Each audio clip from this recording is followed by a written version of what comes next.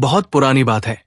पहाड़ियों और हरी भरी वादियों के बीच रंगपुर नाम का एक बेहद खूबसूरत गांव बसा हुआ था। गांव के किनारे से एक कलकल करती नदी बहती थी और चारों तरफ मक्के और गेहूं के खेत लहलहाते थे।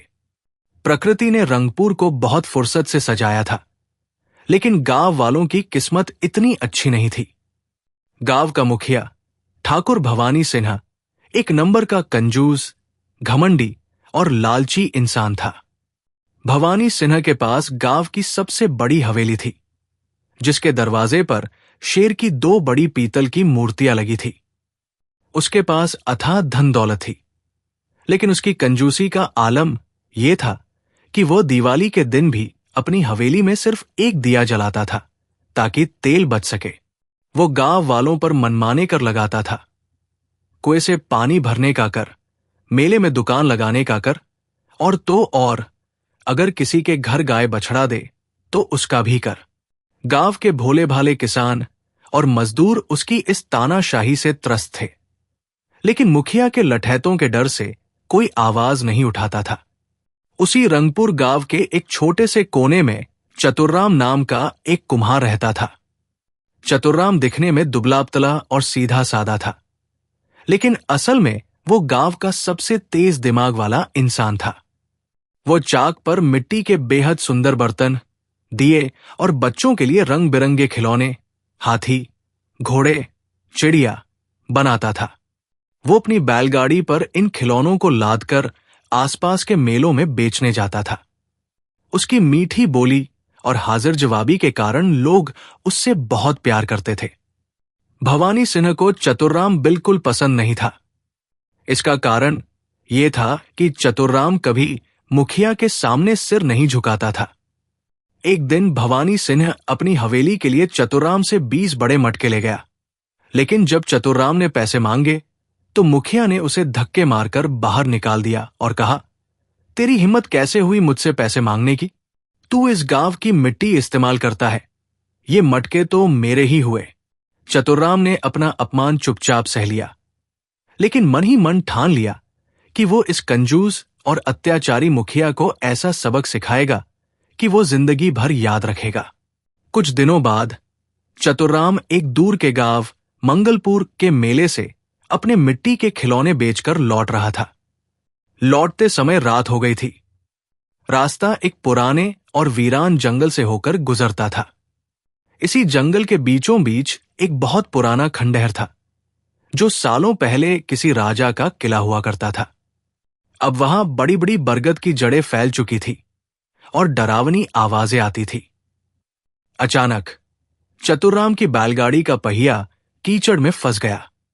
पहिया निकालने के लिए जब वो नीचे उतरा तो उसकी नजर खंडहर के एक अंधेरे कोने में पड़ी। वहां एक पुरानी नक्काशीदार पीतल की संदूकची रखी हुई थी। संदूकची पर अजीब सी चमक थी। चतुर्राम ने उत्सुकता से उस भारी संदूकची का ढक्कन खोला।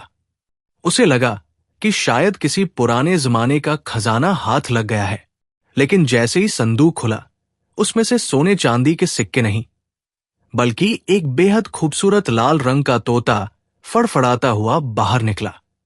यह कोई साधारण तोता नहीं था। उसके पंख लाल रूबी जैसे चमक रहे थे, चोंच शुद्ध सोने की थी और उसके सिर पर हीरों से जड़ा एक नन्हा सा मुकुट था। तोता उड़कर एक टूटे हुए खंभे पर बैठा और बिल्कुल इंसानों जैसी स्पष्ट और जादुई आवाज में बोला, धन्यवाद ए अजनबी, तुमने आज मुझे एक दुष्ट तांत्रिक के 100 साल के श्राप से आजाद किया है। मैं इच्छाधारी जादुई तोता हूं। तुमने मुझ पर जो उपकार किया है, उसके बदले मैं तुम्हें एक वरदान देना चाहता हूं। मांगो, तुम्हें क्या चाहिए? धन, दौलत, महल या ताकत? चतुर्राम की आंखें फटी रह गई, लेकिन उसने खुद को संभाला। तोते ने आगे कहा, लेकिन मेरी एक शर्त है और यह जादू का नियम है। तुम अपने लिए जो भी मांगोगे वो तुम्हें तुरंत मिल जाएगा, लेकिन जो तुम्हारा सबसे बड़ा दुश्मन है उसे उस चीज का ठीक दोगुना मिलेगा। अगर तुम एक बोरी सोना मांगोगे तो तुम्हारे दुश्मन को 2 बोरी सोना मिलेगा। अब सोच समझकर मांगना। चतुर्राम तुरंत समझ गया कि उसका सबसे बड़ा दुश्मन तो मुखिया भवानी सिंह है। आम इंसान होता तो ये सोचकर कुछ नहीं मांगता कि उसके दुश्मन को फायदा हो जाएगा, लेकिन चतुर्राम तो चतुर्राम था।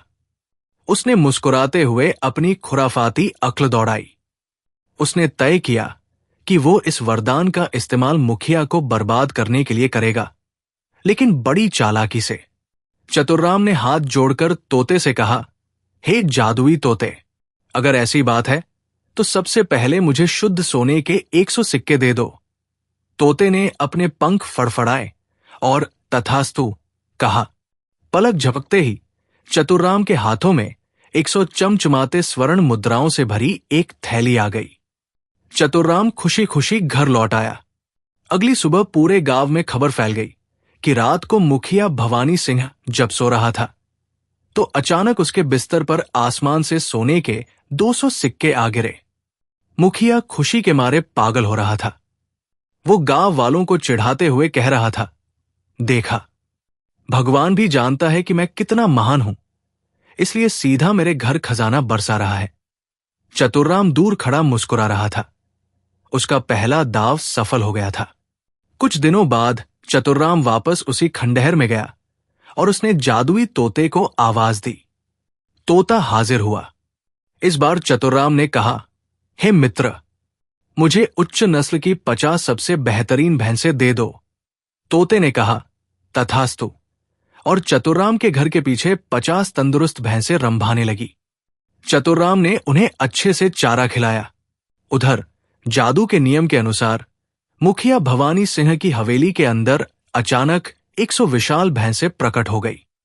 अब मुखिया ठहरा एक नंबर का कंजूस। 100 भैंसों को रोज चारा खिलाने और उनकी देखभाल के लिए नौकर रखने में उसका दिल घबराने लगा। उसने चारा नहीं खरीदा। भूख से पगलाई 100 भैंसों ने मुखिया के कीमती रेशमी पर्दे चबा लिए, उसके सुंदर बगीचे को रौंद डाला और पूरी हवेली में गोबर कर करके उसकी सारी शानो शौकत मटियामेट कर दी। मुखिया अपने बाल नोच रहा था, लेकिन लालच ऐसा था कि वो उन भैंसों को किसी को मुफ्त में देना भी नहीं चाहता था। चतुर्राम को जब पता चला कि मुखिया भैंसों की वजह से परेशान है, तो उसे लगा कि अब अंतिम प्रहार करने का समय आ गया है। वो तीसरी बार तोते के पास गया। तोते ने पूछा, चतुर्राम, अब तुम्हारी क्या इच्छा है?